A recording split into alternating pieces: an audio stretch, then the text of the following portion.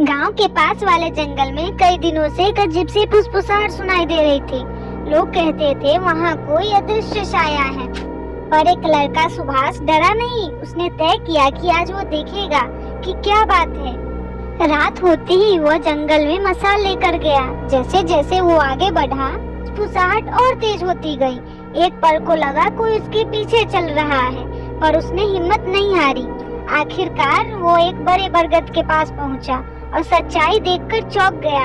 फुसफुसाहट किसी भूत की नहीं, बल्कि एक बूढ़ा खोया हुआ आदमी था, जिसकी आवाज हवा में मिलकर डरावनी लग रही थी। वो रास्ता भटक गया था और मदद मांग रहा था।